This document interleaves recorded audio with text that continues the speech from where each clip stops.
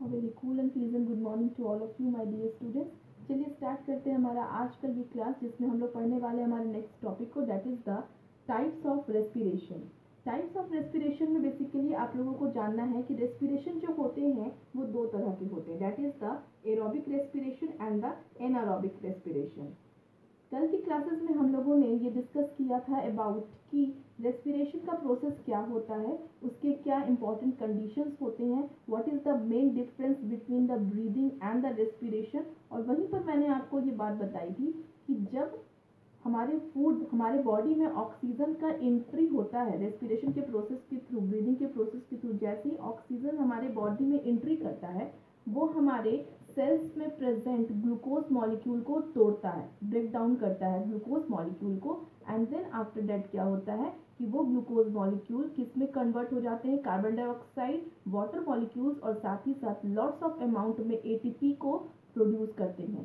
Carbon dioxide exhaled out हो जाता है हमारे बॉडी से रेस्पिरेशन के प्रोसेस के थ्रू, और साथ ही साथ वाटर बॉडी एब्जॉर्ब हो जाता है, क्योंकि वाटर हमारे बॉडी के लिए इंपॉर्टेंट होता है, और एनर्जी रिलीज होता है जिसके थ्रू हम अपने डेली मेटाबॉलिक एक्टिविटीज़ को कंप्लीट करते हैं। ओके, तो इसी चीज़ को यहाँ पर थोड़ा सा और डिटेल में पढ़ेंगे, क्योंकि कभी ये क्वेश्चंस आते हैं कि एक्सप्लेन अबाउट और discuss about the types of respiration. तो यहाँ पे बहुत ही सिंपल सा चीज़ है, सिर्फ उसी चीज़ को फिर से आप समझो। रेस्पिरेशन जो होते हैं वो बेसिकली दो तरह के होते हैं, एरोबिक एंड एनारोबिक। एरोबिक कहने का मतलब होता है जिसमें एयर प्रेजेंट हो, एयर के प्रेजेंस में। तो एयर में क्या प्रेजेंट होता है, ऑक्सीजन जो हम लोग इनटेक करते हैं। तो वैसे रेस्पिरेशन जिसमें ऑक्सीजन वैसे रेस्पिरेशन जिसमें हमारा ऑक्सीजन जो होता है वो इन्वॉल्व होता है, that is known as the aerobic respiration. Understood? इसमें क्या होता है, जैसे ही ऑक्सीजन को हम इनटेक करते हैं सबसे पहला प्रोसेस क्या होता है कि ग्लूकोज जो होता है वो ग्लाइकोलाइसिस के प्रोसेस के through two molecules of pyruvate और पायरुविक एसिड में कन्वर्ट होता है। ये यहाँ पर कहाँ पर होता है, सेल्स में ओनली, सिंपली सेल साइटोप्लाज्म में ये काम होता है। फिर ये पायरुवेट माइटोकॉन्ड्रिया के में जा करके, पायरुवेट कहाँ पे चला जाता है, माइटोकॉन्ड्रिया में, और वहाँ पर ये पायरुवेट कम्प्लीटली ब्रेक डाउन होता है। यहाँ पर दो कंडीशंस होते हैं, इसका कंप्लीट ब्रेक डाउन तभी होता है अच्छे से जब ऑक्सीजन का प्रेजेंस हो। तो फर्स्ट स्टेप आपको हमेशा याद रखना है कि ग्लूकोज डायरेक्टली एनर्जी रिलीज नहीं करता है, ग्लूकोज पहले टूट करके पायरुवेट में कन्वर्ट होता है via the process of glycolysis. अब जब टू मॉलिक्यूल्स ऑफ पायरुवेट बन जाता है तब ऑक्सीजन के प्रेजेंस में माइटोकॉन्ड्रिया में ये काम होते हैं। पहले जो ग्लूकोज टूटता है वो कहाँ, साइटोप्लाज्म में। अब माइटोकॉन्ड्रिया में पायरुवेट जो है ऑक्सीजन के प्रेजेंस में ब्रेक डाउन होकर के कार्बन डाइऑक्साइड, वाटर मॉलिक्यूल्स और एनर्जी एटीपी को रिलीज करता है। और यहाँ पर जब ऑक्सीजन के प्रेजेंस में जब पायरुवेट टूटता है तो अबाउट 38 एटीपी को एट अ टाइम पर रिलीज करता है। तो ये अमाउंट आपको याद होनी चाहिए कि एरोबिक रेस्पिरेशन में एक फूड मॉलिक्यूल्स, अगर ग्लूकोज का एक मोल मॉलिक्यूल्स लेते हैं तो उससे 38 kilo joule 38 ATP molecules present होते हैं। और अर्ली क्लासेस में हम लोगों ने क्या पढ़ा था कि एक एटीपी मॉलिक्यूल्स कितने एनर्जी को कंटेन करता है, 30.5 किलो जूल एनर्जी कंटेन करता है। तो आप इमेजिन कर सकते हो कि 38 इंटू 30.05 को अगर हम बनाएंगे तो कितने अमाउंट्स ऑफ एनर्जी रिलीज होंगे at a time. Understood? So this is about the aerobic respiration. What is anaerobic? Anaerobic means to say कि जब ऑक्सीजन प्रेजेंट नहीं होता है तब क्या होता है।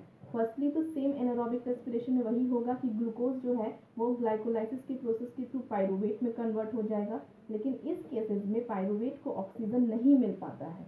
ये बेसिकली ऐसे प्लांट में होता है जो नॉन ग्रीन प्लांट्स होते हैं या नॉन ग्रीन्स होते हैं, जैसे कि जिसमें क्लोरोप्लास्ट प्रेजेंट ना हो, जिसमें ऑक्सीजन की ज़रूरत में, जो रेस्पिरेशन का प्रोसेस बेसिकली उतने हाई अमाउंट पे नहीं करते हैं, जैसे कि ईस्ट का फर्मेंटेशन, ये सब जो होता है वो एनारोबिक रेस्पिरेशन को शो करता है। तो क्या होता है इसमें कि पायरुवेट जब इन एब्सेंस ऑफ ऑक्सीजन जब टूटने की कोशिश करता है ईस्ट में, तो वो इथेनॉल, कार्बन डाइऑक्साइड और टू मॉलिक्यूल्स ऑफ एनर्जी को रिलीज करता है। वो किस में कन्वर्ट हो जाता है, कार्बन डाइऑक्साइड को रिलीज नहीं करता है, वो क्या करता है, कार्बन डाइऑक्साइड को रिलीज करता है, लेकिन वो एनर्जी हाई अमाउंट में नहीं करके सिर्फ टू मॉलिक्यूल्स ऑफ एटीपी को वो सिंथेसाइज करता है और साथ ही साथ इथेनॉल को प्रोडक्ट करता है। अंडरस्टूड? ये एक केसेस होता है।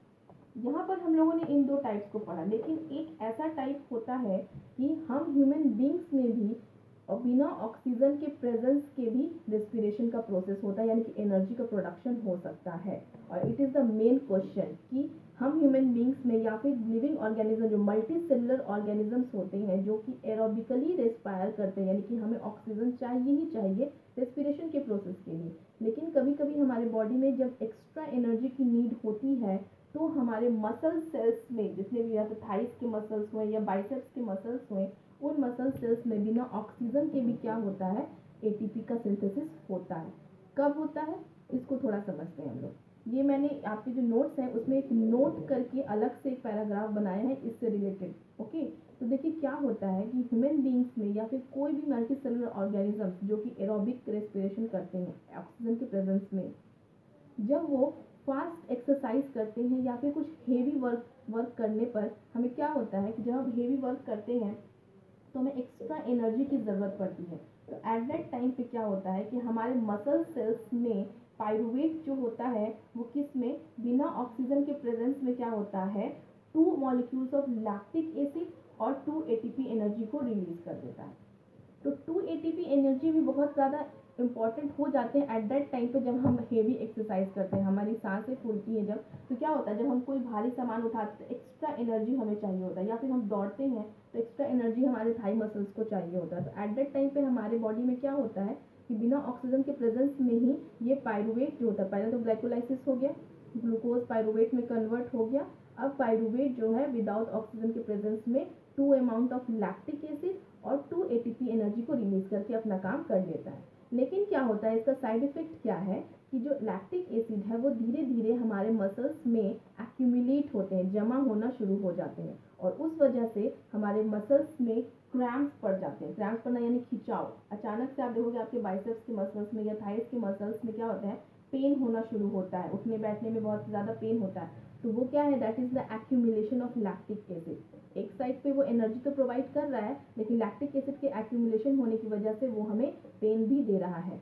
तो क्या होता है, इसको रिलीव करने के लिए हॉट वाटर बैग का इस्तेमाल किया जाता है, जिसकी वजह से वहाँ पर हाई सप्लाई ऑफ ब्लड होने लगता है, जहाँ पर क्रैम्प्स पड़े हुए, जहाँ पर लैक्टिक एसिड एक्यूमुलेट हो गया है। जब वहाँ पर हम हॉट वाटर बैग से जब उसको हम लोग सेकते हैं तो क्या होता है, ब्लड का सप्लाई बहुत ज़्यादा होता है, और ब्लड अपने साथ क्या कैरी करती है, ब्लड अपने साथ ऑक्सीजन को कैरी करता है। अब ब्लड जाकर के उस लैक्टिक एसिड के साथ इन्वॉल्व होकर रिएक्ट करता है और उसको रिलीज आउट करके उसको ब्रेक डाउन कर देता है into carbon dioxide and water molecules, और उस क्रैम्प से हमें क्या होता है, रिलैक्सेशन मिलता है। तो this is all about today's class. इसमें हम लोगों ने सिर्फ 2 टॉपिक्स को कवर किया है, that is the types of respiration, aerobic respiration and the anaerobic respiration, sorry. तो और एक इम्पॉर्टेंट नोट्स में हम लोगों ने देखा कि हम ह्यूमन बींग्स में, या फिर ज़रूरी नहीं है, कुछ मल्टीसेलुलर ऑर्गेनिज्म जैसे टाइगर, चीताज वगैरह में भी ये लैक्टिक एसिड का फॉर्मेशन होता है in the absence of oxygen. तो इस तरह के क्वेश्चन पूछे जाते हैं।